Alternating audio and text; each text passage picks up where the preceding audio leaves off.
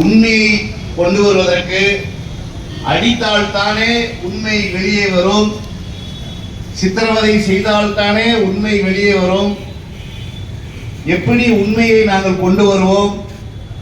நீங்கள் காவல்துறையில் பணியாற்றி பாருங்கள், எங்களுடைய வலியும் வேதனையும் தெரியும் என்கிற பொது புத்தி காவல்துறையிடம் உள்ளது. ஒரு குற்றத்தை உண்மையை வெளியே கொண்டு வருவதற்கு கொடூரமான சித்திரவதை மூலமாகத்தான் அது வெளியே கொண்டு வர முடியும் என்று நம்புகிற பெரும்பான்மையான காவல்துறை. மனித உரிமை தளத்தில் பணி செய்யக்கூடிய எங்களை போன்றவர்கள் எல்லாம் சொல்வது என்னவென்றால், அறிவியல் ரீதியான விசாரணையை மேற்கொள்ளுங்கள். உலக அளவில் மேற்குலக நாடுகள் எல்லாம் விசாரணையை அறிவியல் ரீதியாக விசாரணை செய்கிறது. இதற்கு முன்பாக பேசியவர்கள் எல்லாம் சொல்லும் பொழுது சட்டம் எல்லோருக்கும் சரிசமம், சங்காராட்சியரை விசாரிக்கும் பொழுது அறிவியல் ரீதியாக விசாரணை செய்கிறீர்கள், வளையாபதியை விசாரணை செய்யும் பொழுது வன்முறையை சித்திரவதையை கையில் எடுக்கிறார்கள். இந்த இடத்தில் தான் மனித உரிமை தளத்தில் இருப்பவர்கள் முரண்படுகிறார். ஓய்வு பெற்ற காவல் ஆய்வாளர் கஸ்தூரியினுடைய கொலை வழக்கை இந்த கூட்டமைப்பு வன்மையாக கண்டிக்கிறது. கஸ்தூரியை கொலை செய்தவர்களை, அவர்களுக்கு உரிய தண்டனையை காவல்துறை வாங்கி தர வேண்டும் என்கிற கோரிக்கையை வைக்கிறோம். கஸ்தூரி கொலை வழக்கை சிபிசிஐடி விசாரணைக்கு உட்படுத்த வேண்டும் என்ற கோரிக்கையை வைக்கிறோம். அதேபோல் வளையாபதியையும் பிரபுவையும் சித்திரவதை செய்த அந்த வழக்கையும் சிபிசிஐடி விசாரணை செய்ய வேண்டும். உளவுத்துறை நண்பர்களே, நான் பேசுவதை முழுமையாக பதிவு செய்யுங்கள். கொஞ்சம் கூட உங்களுடைய பணியில் ஒரு அசால்ட்டு தன்மை இல்லாமல் பதிவு செய்யுங்கள். உங்கள் உயர் அதிகாரிகளுக்கு மனச்சாட்சியோடு இந்த விஷயத்தை கொண்டு போய் சேருங்கள். ஏனென்றால் உளவுத்துறைக்கு தெரியும், முழுமையாக தெரியும் இந்த சித்திரவதையினுடைய உண்மைத்தன்மை. மனநலம் பாதிக்கப்பட்ட ஏஎஸ்பி உதயகுமார், ஏன் இந்த வார்த்தையை பயன்படுத்துகிறோம் என்றால், அம்பா சமுத்திரத்தில் ஏஎஸ்பி பல்வீர் சிங் பல்லை உடைத்த பொழுது அந்த வழக்கை நாங்கள் தான் பார்த்தோம். குற்றத்தில் ஈடுபட்ட நபர்களை காவல் நிலையத்திற்கு கொண்டு வந்து தன்னுடைய சீருடையை கலட்டி விட்டு சாதாரண உடை அழிந்து கையில வந்து இரும்பு இதை எடுத்து கொண்டு வந்து பல்ல திறக்க வச்சு, அப்படி பல்ல திறக்கணும்னா ஒரு கல்லை வச்சு வாயில அடிப்பார். வாய் ஆறு திறந்த உடனே பல்ல ஆட்டிட்டு அந்த கொடுவா வச்சு பல்ல வெடுக்குன்னு கொடுக்குவார். அவர் மனநிலை பாதிக்கப்பட்டதனால்தான் அவருடைய மனைவி அவரோடு வாழவில்லை. அதே நிலை ஏஎஸ்பி உதயகுமார், மனநிலை பாதிக்கப்பட்ட ஒரு சக மனிதனை அடித்து சித்திரவதை செய்வதற்கு 66 வயது நிரம்பிய ஒரு வயதானவர், பொது வாழ்க்கையில் 30 ஆண்டு இருக்கக்கூடிய ஒரு நபர், ஒரு தொழிலதிபர், அவரை துணியெல்லாம் கலட்டி விட்டு ஏஎஸ்பி சாதாரண உடையில் உட்கார்ந்து கொண்டு இரும்பு பைப்பில், பிளாஸ்டிக் சுத்தப்பட்ட இரும்பு பைப்பில் பின்னாடி அடி, கால் அடி, கால்ல குத்து, முதுகுல குத்து என்று ஒரு சக மனிதன், ஒரு இளைஞன் சொல்லுகிறான் என்றால் அவன் மனநிலை பாதிக்கப்பட்டவனாக தான் இருக்க முடியும். இந்த ஏஎஸ்பி பணியில் நீடித்தால் எத்தனை பேரை தன் வாழ்நாளில் சித்திரவதை செய்வார்? இந்த ஏஎஸ்பி பணியில் நீடித்தால், நான் பேசுவதை ஏஎஸ்பி உதயகுமார் லைவாக கேட்டுக் கொண்டிருக்கிறார் என்கிற தகவலும் எங்களுக்கு தெரியும். ஏஎஸ்பி அவர்களே, உன்னுடைய வாழ்நாளில், உங்களுடைய பணி நாளில் எத்தனை நபர்களை சித்திரவதை செய்வீர்கள்? 24 சவரன் ஓய்வு பெற்ற கொலையான கஸ்தூரியினுடைய கழுத்தில் 24 சவரன் தாலி செயின் இருந்ததே, அந்த தாலி செயினை திருடியது காவல் ஆய்வாளர் தேவன் தானே. தாலியை திருடக்கூடியவர்களுக்கு எதிராக பேசுவதில் காவல்துறைக்கு எதிராக பேசுகிறோமா? எங்கே அந்த தாலி செயின்? எந்த புகைப்படம் இருக்கிறது? சனிக்கிழமை என்று தேராட்டூரில் தன்னுடைய மகனுக்கு மாலை 6 மணிக்கு போன் செய்யும் பொழுது செல்பி போட்டோ, கடைசியாக எடுத்த செல்பி போட்டோ என்னிடம் இருக்கிறது. 24 பவுன் திருடப்பட்ட தாலியை அறுத்த தேவரை நீங்கள் கைது செய்ய முடியுமா? வழக்கு போட முடியுமா? மனச்சாட்சியோடு கேட்கிறேன். இந்த ஆர்ப்பாட்டத்திற்கு அனுமதி இல்லை. வெட்கப்பட வேண்டியது யார்? இந்த மாவட்டத்துடைய எஸ்பி. அவமானப்பட வேண்டியது யார்? இந்த மாவட்டத்துடைய எஸ்பி. ஏன் ஒருவன் சட்டத்தின் பெயரால் இந்த சித்திரவதை செய்கிறான், அவனை பாதுகாக்கக்கூடிய இந்த எஸ்பி இந்த சட்டத்தை பாதுகாப்பதற்கு இந்த நாட்டை திமுக ஆளுகிறதா, அண்ணா திமுக ஆளுகிறதா, காங்கிரஸ் ஆளுகிறதா, பிஜேபி ஆளுகிறதா என்பதையெல்லாம் தாண்டி இந்த நாட்டை சட்டம் தான் ஆள வேண்டும் என்ற நம்பிக்கையுள்ள மனித உரிமை காப்பாளர்கள் முன்னெடுக்கக்கூடிய இந்த போராட்டத்திற்கு நீ அனுமதி மறுக்கிறே என்றால் வெட்கப்பட வேண்டியது காஞ்சிபுரம் எஸ்பி தான். எதற்கு இந்த பொறுப்பு? எப்படி உங்களால் சோத்தில் கை வைத்து சாப்பிட முடிகிறது? எப்படி உங்களால் உடல் கூச்சம் இல்லாமல் அந்த தொண்டையில் அந்த உணவு உனக்குள்ள எப்படி போகுது? சட்டத்தை நடைமுறைப்படுத்தக்கூடிய இடத்துல நீங்க இருக்கிறீங்க. இந்த மாவட்டத்துடைய காவல்துறை கண்காணிப்பாளர், மூத்த மனித உரிமை செயல்பாட்டாளர், மூத்த ஒரு இயக்கவாதி, மதிமுக கட்சியினுடைய பொதுச் செயலாளர் வைகோ அவர்கள் உங்கள்கிட்ட போன்ல பேசுறாரு. வளையாபதி விட்டு அவர் போன்ல பேசல. என்ன கேட்டாரு? உண்மையிலேயே குற்றம் செஞ்சிருந்தால் வழக்கு போடுங்கள். வளையாபதி உண்மையிலேயே இந்த கொலை குற்றத்தில் ஈடுபட்டிருந்தால் தயவு செய்து வழக்கு போடுங்கள். என்னுடைய மாவட்ட செயலாளர், என் கட்சியின் மாவட்ட செயலாளர் இருந்தாலும் எனக்கு வருத்தம் இல்லை. ஆனால் சித்திரவதை செய்யாதீர்கள் என்று கோரிக்கை வைத்தார் அந்த மூத்த மனித உரிமை செயல்பாட்டாளர் மரியாதைக்குரிய வைகோ அவர்கள். சரி என்று சொன்னியே, உனக்கு கீழே இருக்கக்கூடிய ஒரு எஸ்பி, ஏஎஸ்பி சித்திரவதை செய்தால் வெட்கப்பட வேண்டியது நீதானே, நீங்கள் தானே. அவமானப்படுவது நாங்களா நீங்களா? எந்த தேசத்தில் எந்த நாட்டில் நீ வாழ்கிறாய்? சித்திரவதை செய்தால்தான் உண்மை வரும் என்றால் சங்கராட்சியாரை நீ செய்ய முடியுமா? ஜெயலலிதாவை கைது செய்தார்களை நீங்கள் செய்துவிட முடியுமா? அதிகாரம் படைத்தவர்களை சித்திரவதை செய்து உங்களால் உண்மையை வரவை போட முடியுமா? ஒரு ஓட்டுநர் எனக்கு கார் ஓட்ட தெரியும் என்றால் புதிய புதிய மாடல் வரும் பொழுது நான் அதற்கேற்றாற்போல் நான் மாற்றிக் கொள்ள வேண்டும், என்னை வளர்த்துக் கொள்ள வேண்டும். புதிய புதிய மாடல் வருகிறது, புதிய புதிய கார் வருகிறது, கியர் இல்லாமல் வருகிறது. நான் புதிய விஷயங்களை அப்டேட் செய்து கொண்டே இருக்க வேண்டியிருக்கிறது. ஒரு கம்ப்யூட்டர் பயன்படுத்தக்கூடிய நான் புதிய புதிய வெர்ஷன் வருகிறது. ஒரு செல்போன் பயன்படுத்தக்கூடிய நாம் புதிய புதிய மாடல் வருகிறது. நம்மளை அப்டேட் பண்ணி செய்கிறோம். புலன் விசாரணை செய்யக்கூடிய போலீசார் என்ன உனக்கு அந்த அறிவை வளர்த்துக் கொள்வதற்கு என்ன அப்டேட் செய்து விடுவீர்கள்? திரும்பவும் சொல்கிறேன், காவல்துறைக்கு எதிராக பேசவில்லை. நேர்மையான காவலர்கள் இருக்கிறார்கள், நேர்மையான போலீஸ் அதிகாரிகள் இருக்கிறார்கள்.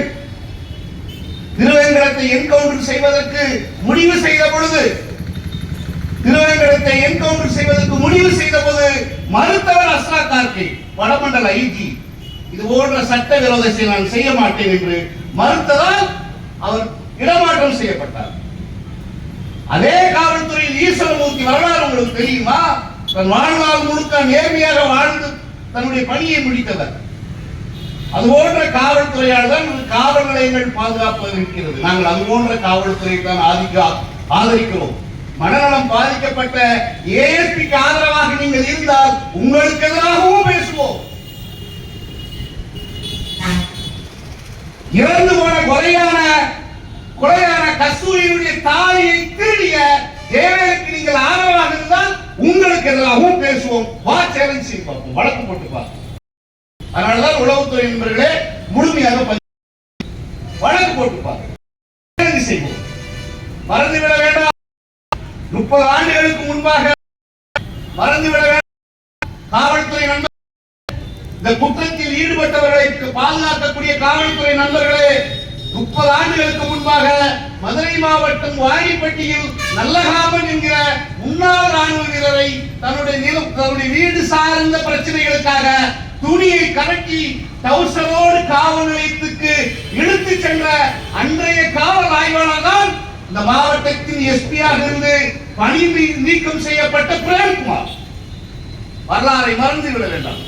இந்த மாவட்டத்தில் அவர் எஸ்பியாக இருக்கும் பொழுதுதான் அவரை பணியில் இருந்த டிஸ்மிஸ் செய்த அந்த அமைப்பு சார்பாக சொல்கிறேன், சிவகாசி பக்கத்தில் காக்கிவாடப்பட்டியில் அனாதையாக செத்து போன நபர் தான் பிரேம்குமார். இந்த மாவட்டத்தினுடைய கடைசி காவல் கண்காணிப்பாளர் பிரேம்குமார். மறந்துவிட வேண்டாம். வரலாறுகள் திரும்ப திரும்ப புதுப்பித்துக் கொண்டே இருக்கும். ஏன் ஆதங்கப்படுகிறோம்? வளையாபதி குற்றம் செய்திருந்தால் வளையாபதி மீது வழக்கு பதிவு செய், கொலை வழக்கு பதிவு செய். உன்னுடைய அறிவியல் ரீதியான விசாரணை மூலம் ஆவணங்களை திரட்டு. பிரபு குற்றம் செய்திருந்தால் அவர் மீது வழக்கு பதிவு செய். எனக்கு தெரியும், 30 ஆண்டு பொது வாழ்க்கையில் இருக்கிறேன், 15 ஆண்டுகள் காவல்துறையினுடைய பணி.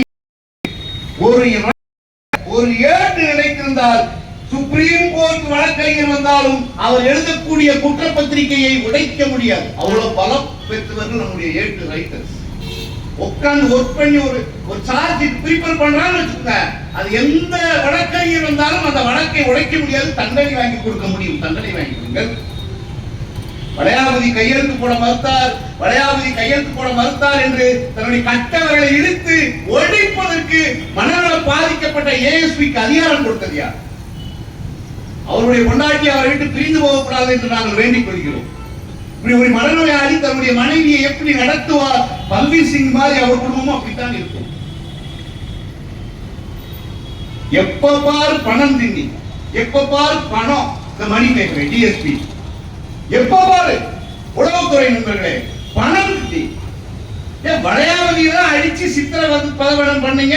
அதுக்கு உங்களுக்கு ஒரு லாஜிக் இருக்குது. இறந்து போன கஸ்தூரியினுடைய மகன் பேராசிரியரை அடித்து சித்திரவதை பண்ணுவதற்கு உங்களுக்கு என்ன அதிகாரம் இருக்கு? கொடுமை குற்றத்தில் ஈடுபட்டதாக வளையாவதியை அடித்து சித்திரவதை செய்கிறார்கள். இறந்து போன காவல் ஆய்வாளருடைய மகன் பேராசிரியரை குட்டிக்கால் போட்டு மணிமேகலை ரத்திய வச்சு அடிச்சிருக்கு. இதெல்லாம் யாரு சொன்னது கேட்டீங்களா? உங்களோடு சித்திரவதையில் ஈடுபடும் பொழுது உங்களோடு இருந்த ஒரு யூனிஃபார்ம் அணியாத ஒரு துணை ஆய்வாளர் தான் சொன்னார்.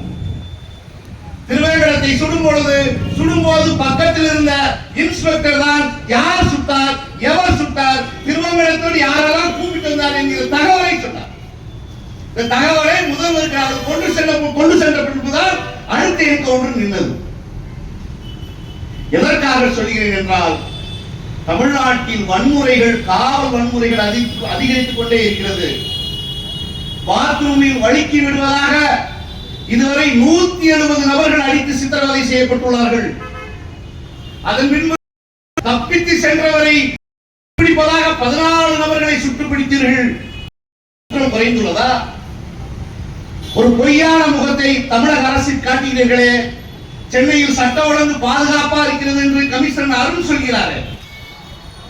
போலீசார் இது போன்ற கடுமையான நடவடிக்கை எடுத்ததால் தான் தமிழ்நாட்டில் சட்ட ஒழுங்கு பாதுகாப்பா இருக்கிறதா? முந்தா நாள் தமிழ்நாட்டில் ஒரே நாள் 6 கொலை. முந்தா நாள் 2 நாட்களுக்கு முன்பாக தமிழ்நாட்டில் நடந்தது 6 கொலை. வன்முறைகள் அதிகரித்துக் கொண்டே இருக்கிறது. வன்முறையால் அழிக்க முடியாது. அது எப்படி தடுக்க முடியும்? சிந்தி அறிவியல் ரீதியா பயன்படுத்து. அதற்கான கட்டமைப்புகள் காவல்துறையிடம் உள்ளது. அதிகாரமற்றவர்கள் நாங்கள். ஆனால் வளையாபதிக்கு எந்த விதத்தில் சித்திரவதை நடந்தது, யார் சித்திரவதை செய்தார்கள், எவ்வளவு நேரம் சித்திரவதை செய்தார்கள், பிரபுக்கு எங்கு வைத்து சித்திரவதை செய்யப்பட்டது, யார் செய்தது என்கிற எல்லா தகவலும் அதிகாரமற்ற எங்களுக்கு கிடைத்துவிட்டது. கூடுதலாக உளவுத்துறை நண்பர்களே, 3 நிமிட சித்திரவதை வீடியோவும் எங்களிடம் உள்ளது. அது விரைவில் வெளிவரும். அதிகாரமற்ற எங்களுக்கே இவ்வளவு ஆவணங்கள் திரட்டப்படும் பொழுது அதிகாரம் உள்ள உங்களால் எவ்வளவு ஆவணங்களை திரட்ட முடியும்? தமிழக முதல்வரை தவறாக தமிழ்நாடு காவல்துறையினுடைய முக்கிய பொறுப்பில் இருப்பவர்கள் வழிநடத்துகிறார்கள். மறந்துவிட வேண்டாம். சென்னையில் 2022 ஏப்ரல் மாதம் 18ஆம் தேதி விக்னேஷ் என்கிற ஒரு பையனை காவல் நிலையத்தில் அடித்து கொலை செய்யப்பட்டார். சட்டமன்றத்தில் தமிழக முதல்வர் காவல்துறை கொடுத்த அறிக்கையை வாசித்தார். அவன் குற்றப்பின்னணி உள்ளவன், அவன் பாக்கெட்டில் கஞ்சா இருந்தது, அவனிடம் கத்தி இருந்தது என்று சட்டமன்றத்தில் தமிழக முதல்வர் வாசித்தார். ஆனால் இதனுடைய அறிக்கை, குறிப்பாக நான் எழுதிய அறிக்கை தான் எதிர்கட்சி தலைவராக இருந்த எடப்பாடியார், பேராசிரியர் ஜவஹர்லால் தமுமுகவினுடைய மாநில தலைவர், விடுதலை சிறுத்தைகளுடைய சட்டமன்ற உறுப்பினர் ஆலூர் ஷானவாஸ், காங்கிரசினுடைய தலைவர் செல்வ பிரதிகள் உட்பட தனி தீர்மானம் கொண்டு வந்து முதல்வரிடம் கொடுத்த பொழுது சட்டமன்றத்தில் முதல்வர் வருத்தம் தெரிவித்து விக்னேஷை கொலை செய்தது போலீசார் என சிபிசிஐடிக்கு மாற்றி 6 நபர்கள் கைது செய்யப்பட்டார். வருத்தம் தெரிவித்தார். அப்போதுதான் தமிழக டிஜிபி அந்த சைலேந்திர பாபு ஒரு அறிக்கையை வெளியிடுகிறார். போலீசார் கைது செய்யப்படும் பொழுது ஏற்கனவே டிகே பாஸ் ஜட்ஜ்மெண்ட் இருக்கிறது. 6 வருடங்களுக்கு கீழ் கைது செய்யப்பட்டால் சிஆர்பிசி 41 ஏபிசிடி இருக்கிறது. கைது செய்யப்படும் பொழுது என்ன செய்ய வேண்டும் என்று டிஜிபி ஒரு அறிக்கை வெளியிடுகிறார். குற்றம் சாட்டப்பட்ட நபர்களை அவருடைய அறிக்கையினுடைய 3வது பாயிண்ட், உளவுத்துறை நண்பர்களே, அவருடைய அறிக்கையினுடைய 3வது பாயிண்ட், குற்றம் செய்யப்பட்ட நபரை காவல் நிலையம் தவிர தனியார் லாட்ஜில் கொண்டு போய் சேர்க்க கூடாது என்று டிஜிபி ஒரு கட்டளை இடுகிறார். ஆனால் பிரபுவை யாத்திரை நிவாசி வைத்து நீ அழித்திருக்கிறாய் என்றால் டிஜிபியுடைய உத்தரவை மீறக்கூடிய நீ கள்ள போலீஸான, திருட்டு போலீஸான, ஏமாற்ற போலீஸான, கொலை முயற்சி செய்த போலீஸான, உனக்கு எதிராக பேசுறா குற்றமா? சேலஞ்ச் பண்ணு, வழக்கு போடு. டிஜிபியுடைய கட்டளை 3வது பாயிண்ட் குறிச்சுக்கோங்க. தனியாருக்கு கொண்டு போகிறார். பிரபுவை யாத்திரை நிவாஸ் கொண்டு போன அந்த லிப்ட் போற கேமராவுடைய பதிவை கைப்பற்றலைய நான் கைப்பற்றி இருக்கிறேன். என்ன செய்வேன்? இல்லைன்னு சொல்ல முடியுமா? ஏஎஸ்பி செல்ல கொஞ்சம் கூற வச்சு கேளுங்க. இல்லைன்னு சொல்லிட முடியுமா? உதயகுமார் பணம் திண்ணி மணிமேகலை இல்லைன்னு சொல்லிட முடியுமா? பாதிக்கப்பட்டவருடைய மகனே ஒரு பேராசிரியர் என்ன படிச்சிருக்கிற? மணிமேகலை என்ன படிச்சிருக்கிற? உன்னுடைய டிகிரி என்ன? இறந்து போன இன்ஸ்பெக்டருடைய மகன் படிப்பு என்ன? டாக்டரேட். டேராடூன்ல இருக்கக்கூடிய டூம் கல்லூரியுடைய துணை பேராசிரியர். படிப்புல அவர் கூடுனவர், அந்தஸ்தில் அவர் கூடினவர். அவர் ஒரு விக்டிமுடைய மகன். உன்ன மாதிரி ஒரு இன்ஸ்பெக்டரா இருந்தவருடைய மகன் எப்படி அடிக்கலாம் மணிமேகலை? உனக்கு தெம்பு துணிச்சல் எப்படி வந்தது? உன்ன பணம் இருக்குங்கிற திமிரு தானே. பாசறை செல்வராஜ் இருக்கக்கூடிய இயக்கம் உன்னை பார்க்கக்கூடாது. தாளித்திருந்த கேவலம் வடையாவதியுடைய மருமகன் சொல்ல விரும்பவில்லை. என்ன செஞ்சீங்க? என்ன உண்மை? உளவுத்துறை நண்பர்களே, கொலை வழக்குள்ள நாங்க வரவே இல்லை. அது நீ தான் கண்டுபிடிக்கணும். அது உங்களுடைய வேலை தான்.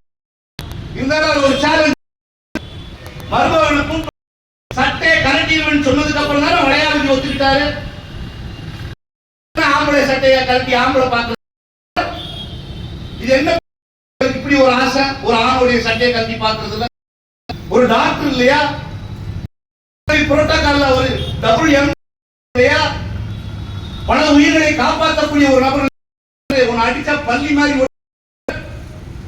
ஜெயல் ஒன்னு அடிச்சா இல்லையா? மலம் தின்றா கூட பன்றிக்கு நீ என்னத்தை தின்னு 5 பவுன் நகை கொடுத்தாதான் அந்த அம்மா கழுத்துல 5 பவுன் நகை இருக்குன்னு சொல்லையே. என்கிட்ட போட்டோ இருக்கு 24 சவரன் நகை, 18 சவரன் செயின். உளவுத்துறை நண்பர்கள் புரிச்சுக்கோங்க. ஏன்னா உங்களுக்கு பாதி தகவல் தெரியாது. பாதி ரெக்கார்ட் பண்ணுவேன், பாதி எழுதுவேன், போயிடுவேன், எனக்கு தெரியும். அதனால புரிச்சுக்கோ. செயின் 18 சவரன், தாலி குண்டெல்லாம் சேர்த்து 24 சவரன் இந்த அம்மா போட்டிருந்து என்ற புகைப்படம் இருக்குது. வளையாவதி மனைவிக்கு 5 சவரன் நகை தனலட்சுமி நகைக்கடையில போய் அந்த அம்மா 295,000 ரூபாய்க்கு கொடுத்து 5 சவரன் நகையை வாங்கி மானப்படணும்ல. இதை கேள்வி உரிமை ஆட்கள் போலீஸ் தனலட்சுமி நகைக்கடையில புதுசா வாங்கி வந்தீங்க. அந்த நகை சீட்டு என்கிட்ட இருக்குது. நாளைக்கு நான் உயர் நீதிமன்றத்தில் காட்டுவேன். ஏஎஸ்பி உதயகுமார் உனக்கு எதிராக நான் காட்டுவேன். டிஎஸ்பி மணிமேகலை உனக்கு எதிராக நான் காட்டுவேன்.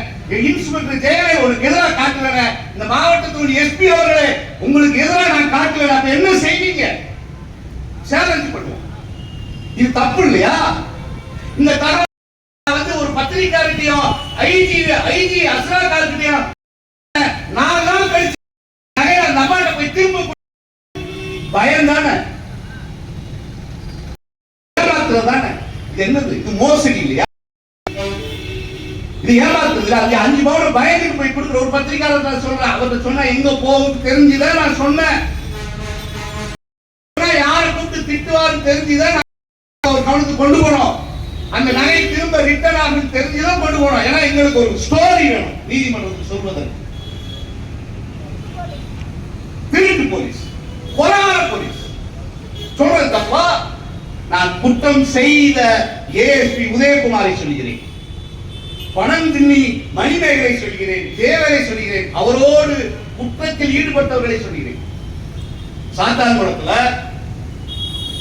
பெண்ணிஸ்ரீ ஜெயராஜனுடைய ஆசன வாயில லக்கிய விட்டு ஆத்மைய, அவருடைய மரணத்துக்கு காரணம் அதுதான. அதே வேலைய பிரபுனுடைய ஆசன வாயில லக்கிய விட்டு ஆற்றைய மனச்சாட்சி இல்லையா? இந்த காவல்துறைக்கு அப்படிதான் உண்மையை கொண்டு வரணுமா? பாசறை செல்வராஜ் ஒரு குற்றம் செஞ்சிருக்கிறார் அப்படின்னா அவர் அடிச்சுதான் உண்மையை கொண்டு வரணும். அது நான் செய்வேன். அது ஒரு ரவுடி செய்வானே, அடிச்சுதான் உண்மையை கொண்டு வரணும். பிறகு காக்கி சட்டை, வேற எதுக்கு பேண்ட், வேற எதுக்கு யூனிஃபார்ம், வேற எதுக்கு உனக்கு படிப்பு, வேற எதுக்கு உனக்கு இதெல்லாமே? ஒரு ரவுடி செய்ய வேண்டிய வேலையை செஞ்சுதான் நான் உண்மையை கொண்டு வரேன்னா உங்களுக்கு அறிவு இல்லையா? டிஜிபி சொல்றாரு, ரொம்ப தெளிவா சொல்றாரு, எந்த குற்றம் செய்யப்பட்ட நபரையும் நீங்க கண்டிப்பாக வாக்குமூலம் பெறும் பொழுது .8 உளவுத்துறை நண்பர்களே உங்களுக்கு சொல்றேன். ஏன்னா நான் உங்களுக்கு பாடம் எடுக்க வேண்டியது. ஐயா ஒரே நிமிஷம் முடிச்சுறாரு. 8 டிஜிபி சொல்றாரு, கட்டளையாடுறாரு, ஜட்ஜ்மெண்ட் நீ படிச்சிருக்கவே மாட்ட, அந்த வழிகாட்டுதல் உங்களுடைய காவல் நிலையத்தில் நீ வச்சிருக்கவே மாட்டேன். ஏன்னா அறிவு வளர்ந்துடக்கூடாது. எத்தனை காவல் நிலையங்கள் இருக்கு? இங்க இருக்கக்கூடிய சிசிடிவி ஃபுட்டேஜ் எதற்காக வைத்திருக்கிறோம்? பர்வீன் சிங்குடைய வழக்கின் கீழ் இதெல்லாம் வச்சிருக்கோம். எத்தனை காவல் நிலையங்கள் போஸ்டர் இருக்குது காஞ்சிபுரத்துல? வெட்கப்பட வேண்டியது காவல்துறை. சட்டத்தை நடைமுறைப்படுத்துவதற்கு அது சார்ந்த அறிவில்லாத காவல்துறையை நான் விமர்சிக்கிறேன். என்ன சொல்லுது பல்வீர் சிங் வழக்குல? என்ன சொல்லுது? பல்ல புடுங்கின அம்பாசமுத்திரத்துல சிசிடிவி ஃபுட்டேஜ் எங்கன்னு கேட்கிறோம். ரிப்பேர் ஆயிடுச்சுன்னு பதில் சொல்றாங்க. இந்த வழக்கிலையும் வளையாபதி மனைவி மூலியமா சிசிடிவி ஃபுட்டேஜ் எங்கன்னு கேட்டிருக்கிறோம்.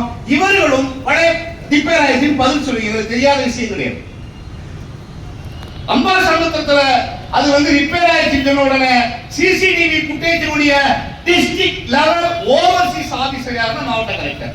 இயக்கவாதிகளே புரிஞ்சுக்கோங்க, இது பிரைவேட் கம்பெனிக்கார வாங்கி கொடுக்கிற சிசிடிவி கிடையாது. அதனுடைய மாவட்ட கண்காணிப்பாளர், மாவட்ட தலைவர், மாவட்ட ஆட்சித்தலைவர், அந்த குழுவுல எஸ்பி. அப்ப மாவட்ட ஆட்சித்தலைவர் போறோம். இந்த காவல் நிலையத்தில் அம்பாசமுத்திரத்துல இந்த காவல் நிலையத்துல சிசிடிவி ஃபுட்டேஜ் ரிப்பேர் அப்படின்னு சொன்ன உடனே கலெக்டர் சொல்றாரு, எனக்கு அந்த தகவலே தெரியாது, இப்படி ஒரு கமிட்டி இருக்கானே எனக்கு தெரியாது. இதுதான் காஞ்சிபுரத்தில் இருக்கக்கூடிய நிலைமையும். சிசிடிவி ஃபுட்டேஜ் உடனே லாக் பண்ணிட்டாங்க. பிறகு வீட்டு பக்கத்துல ஸ்கூல்ல இருந்த சிசிடிவியுடைய காப்பியை வாங்குனீங்க, எங்களுக்கு ஒரு நகல் கொடுத்துக்கார, என்ன செய்வார்? அதே ஸ்கூல்ல இருந்து எங்களுக்கு ஒரு நகல் கொடுத்துருக்காங்கல்ல, என்ன செய்வார்? இப்படி சட்டவிரோதமாக ஒரு ஏஎஸ்பி ஒரு பொது தளத்துல இருந்தவரை திட்டமிட்டு வன்முறை செய்து சித்திரவதை செய்து உண்மையை வரவழைச்சு கட்ட வழக்கு ஒடிச்சு தன்னுடைய மருமகனை டிகினிட்டி மாண்புரிமை பாதிக்கிற அளவுக்கு காவல் நிலையத்தில் வைத்து அவமானப்படுத்தி, அவருடைய மகன் ஒரு பேராசிரியர், ஒரு மூத்த பேராசிரியர், அவரை காவல் நிலையத்துக்கு முன்பாக அவமானப்படுத்தி ஒரு பத்திர பதிவாளராக மாவட்ட பதிவாளராக இருந்த அவருடைய மனைவியை அசிங்கப்படுத்திய இந்த காவல்துறை குப்பனையும் சுப்பனையும் சாதாரண தரித்துகளை இஸ்லாமியர்களை எல்லாம் என்னையா செய்வீங்க? ஒரு அந்தஸ்து, சமூகத்துல ஒரு அந்தஸ்து, ஒரு பாரம்பரியம், ஒரு தொழில் அதிபருக்கு காஞ்சிபுரத்துல இந்த நிலைனா சாதாரண மக்களுக்கு இந்த காவல்துறையினால் என்ன பாதுகாப்பு இருக்கு? பேசிட்டு பாதி காவல் உளவுத்துறையை காணும், பேசிட்டு பாதி உளவுத்துறையை காணும். ரெக்கார்ட் பண்ணல. என்ன சொல்றது நண்பர்களே? ஒரே ஒரு செய்தியை மட்டும் சொல்கிறேன். திமுக ஆட்சி இருக்கக்கூடிய கூட்டணி ஆட்சியால், கூட்டணி கட்சியால் அது வந்தது. அது வரலாற்று பூர்வமான உண்மை. இந்த மாவட்டத்தினுடைய அமைச்சரிடம் இந்த கூட்டமைப்பு சார்பாக தகவலை பதிவு செய்துள்ளோம். இங்க இருக்கக்கூடிய சட்டமன்ற உறுப்பினர்களிடம் இந்த தகவலை பதிவு செய்துள்ளோம். இந்த திமுக ஆட்சி வர வேண்டும் என்று நாங்கள் எல்லாம் ஆசைப்பட்டோம். இங்க இருக்கக்கூடிய விடுதலை சிறுத்தைகள், இருக்கக்கூடிய கம்யூனிஸ்டுகள், மதிமுக, இருக்கக்கூடிய மனிதநேய மக்கள் கட்சி எல்லோரும் ஆசைப்பட்டு கொண்டு வந்த அரசுதான் திமுக அரசு. அதை பாதுகாக்க வேண்டிய கடமையும் பொறுப்பு இருக்குது. இதையெல்லாம் கடந்து எங்களை போன்ற சிவில் சமூக அமைப்புகள், மக்கள் மன்றம் போன்ற சிவில் சமூக அமைப்பினுடைய உழைப்பில் தான் திமுக ஜெயித்தது. மறந்துவிடக் கூடாது. கூட்டணி கட்சி ஒரு பக்கம் இருந்தா கூட இந்தியாவை மோடியை வீழ்த்தியது சிவில் சமூக மக்கள் மன்றம் போல் எங்களை போன்ற அமைப்புகள் யாரிடமும் பணம் வாங்காமல் களத்தில் செய்த தேர்தல் பணியில் தான் இந்தியாவில் ஒரு மாற்றம் ஏற்பட்டது.